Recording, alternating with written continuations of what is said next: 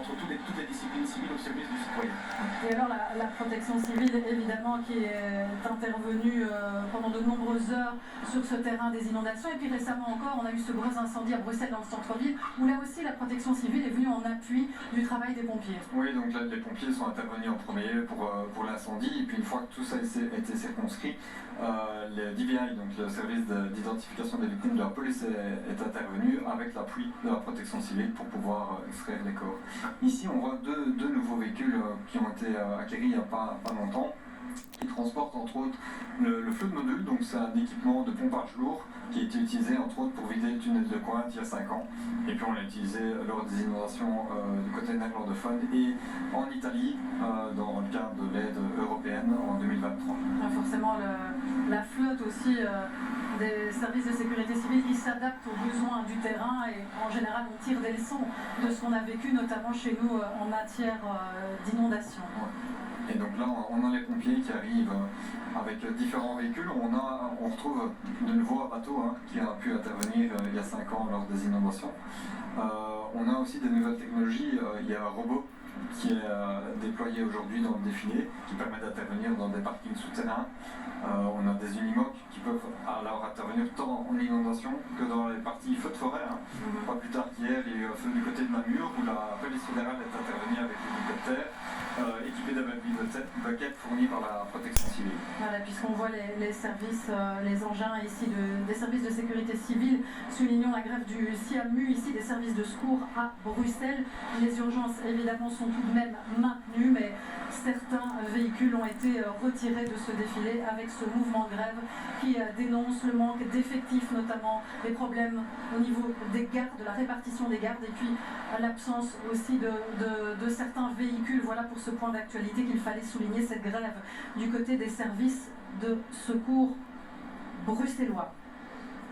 Et donc là, on arrive sur l'aide médicale urgente, avec en flèche le véhicule banalisé blanc qui est le véhicule de l'inspecteur général, l'inspecteur fédéral, suivi des SMUR. Donc c'est le véhicule qui va transporter un médecin et un infirmier. Donc il ne va pas transporter le blessé. Là, on va utiliser une ambulance qu'on voit juste derrière, en jaune avec le fameux Battenburg. Donc c'est les carrés verts et jaunes qu'on retrouve sur tous les véhicules d'urgence médicale. Et on a ici la Croix-Rouge juste derrière avec Gator, donc c'est un véhicule qui permet de transporter du matériel ou une personne dans des zones un peu difficile d'accès. Exactement, la forêt ou dans des festivals par exemple, c'est utilisé.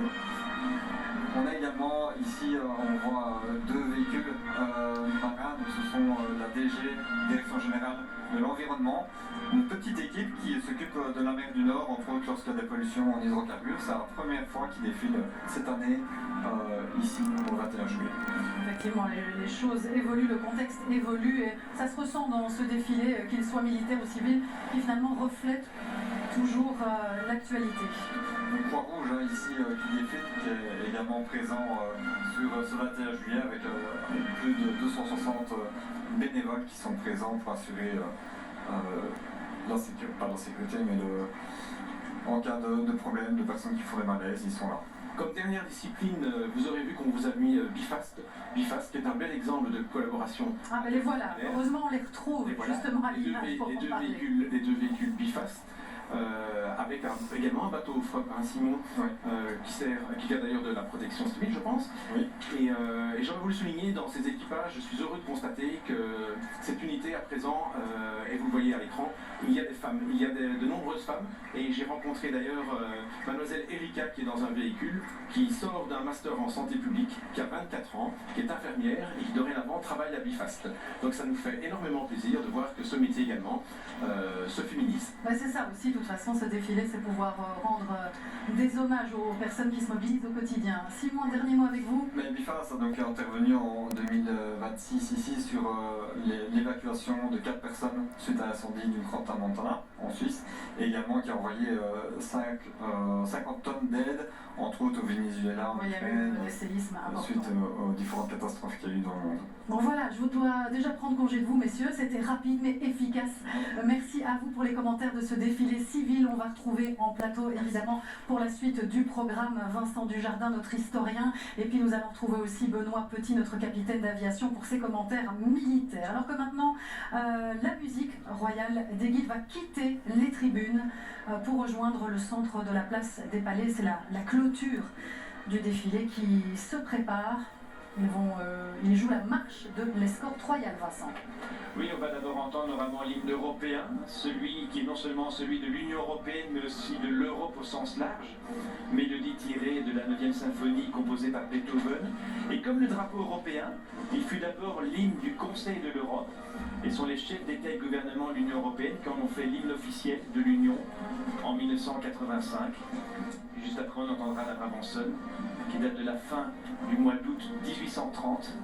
Ça fera bientôt 200 ans, dans quelques défilés, le bicentenaire de la Belgique. Voilà, et en attendant l'hymne européen et la Brabançonne, c'est la marche de l'escorte royale qui est jouée par la musique royale des Guides. On vous laisse évidemment profiter de ce moment.